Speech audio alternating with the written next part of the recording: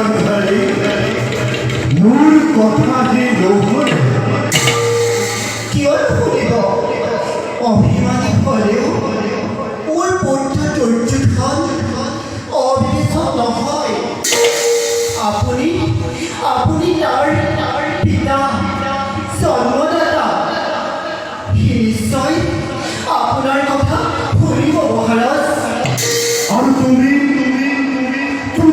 তাৰ মাতা পুত্ৰই যদি পিতাৰ কথা বলিব পাৰে মাতাৰ কথা নুশুনাকৈ নাথাকে গান্ধাৰী মই কিমান বুজালো কিমান চেষ্টা কৰিলো কিমান অনুনয় বিনয় কৰিলো সকলো অথলে গ'ল মহাৰাজ সি মোৰ কথা নাৰাখে আৰু মই কি তাক বুজোৱা নাই তাক মই অনুৰোধ কৰিবলৈ বাকী ৰাখিছোঁ গান্ধাৰী কতদিন কাষত বহুৱাই কেঁচুৱা ল'ৰাৰ দৰে গাত হাত ফুৰাই ইমান বুজালো দুৰ্যোধন যুদ্ধ নকৰিবি পাণ্ডৱ তোৰ পৰ নহয় সি কি কৰিলে জানা সি মুখ সামৰি গুচি গ'ল বিশ্বাস নহয় মহাৰাজ কি বিশ্বাস নহয় গান্ধাৰী আপোনাৰ কথা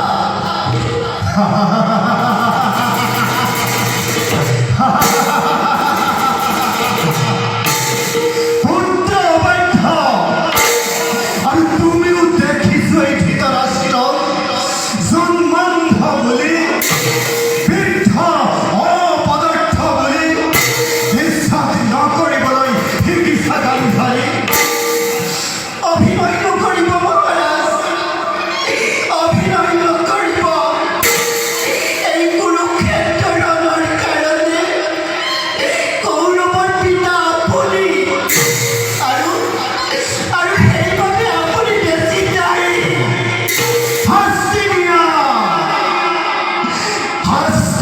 ৰাণী ৰাজেশ্বৰী তুমি ৰাজমাতা তুমি মোক শাস্তি দিয়া আঠাত্মবৈতা পুত্ৰৰ অকাল মৃত্যুঞ্জয় বুকুৰ নকপিল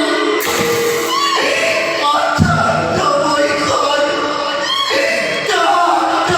কৈ চলি উঠা চিতাৰ জুই এটাৰ অন্তৰ গলাব নোৱাৰিলে চিতিয়া পুৰুষৰ কঠোৰ পাশাক এক অবলা নাৰীয়ে কি শাস্তি দিব মহাৰাজ কি শাস্তি দিব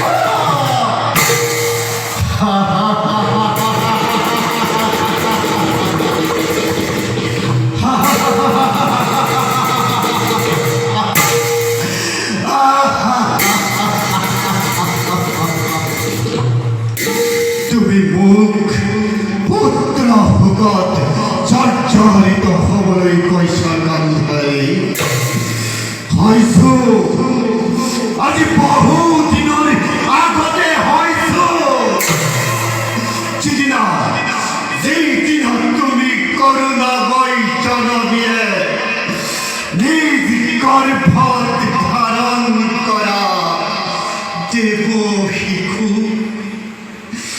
নূৰ মুখ কৰে গৰ্ভৰ ভিতৰত মৰিয়াই মাংস পিণ্ডত পৰিণত কৰেছিল সেদিনাই জৰ্জৰিত হয়েছিল আৰু আজি জৰ্জৰিত হবলৈ বাকী নাই গান্ধাৰী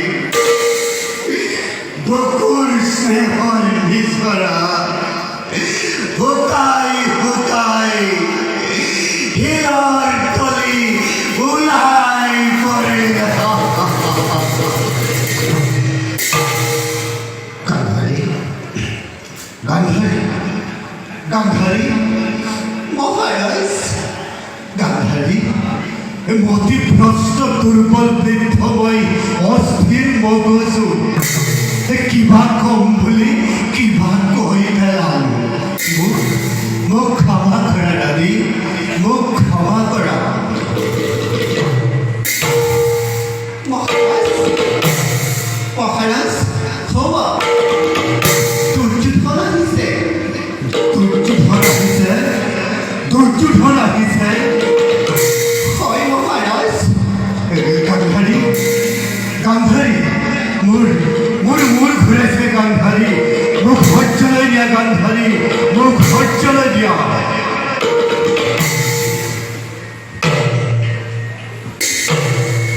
আই সহস্ৰ প্ৰণাম মোৰ নিভাত হিয়ৰ অকপতে কৰিবা গ্ৰহণ। কোৱা আই, মোক বোলে মাতি পঠাইছিলা। মাতিছিল দুৰ্যোগ। কোৱা আই, কিয় মতালা? যুদ্ধ ক্ষেত্ৰৰ পৰা তোমাৰ আদেশত মই দৌৰি আহিছোঁ। নিবাদ কিয় আই? তোমাৰ কি হৈছে? একো হোৱা নাই। তেন্তে নোকোৱা কিয়? কোৱা আই, কোৱা। কম কম তই জানো মোৰ কথা শুনিবি?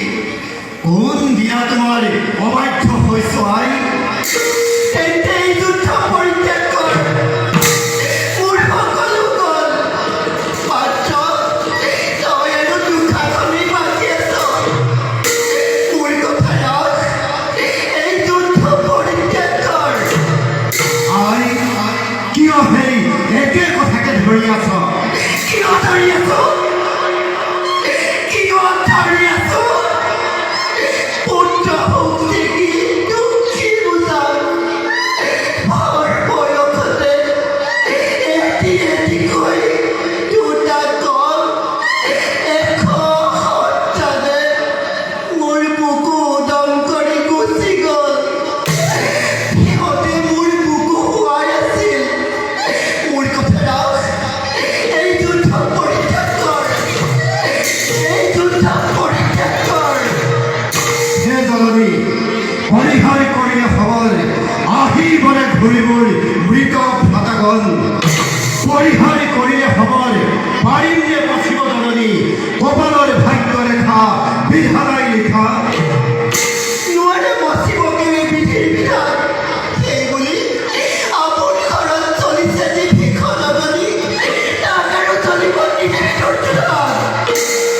যি অগ্নিয়ে দহন কৰিলে মোৰ ভ্ৰাতা স্নেহৰ, যি অগ্নিয়ে দহন কৰিলে মোৰ আত্মীয় স্বজন, সেই অগ্নি জনাৰ্দনী হয় যদি দগ্ধ হওক চিৰাহত মোৰ। নতুবা নিজে দেই কৰি চাই ভস্ম হৈ উৰি উৰি উঠি যাম পাগল পাগলৈ। মাতৃ আজ্ঞা লংঘন নকৰিবি বাচা। সন্তানক অপৰাধী নকৰিবা মাতা। জানো মই বেদবাণী তোমাৰ আদেশ, কিন্তু কি কৰিম? মেলি দিলো পাৰি মোৰ মহাজগত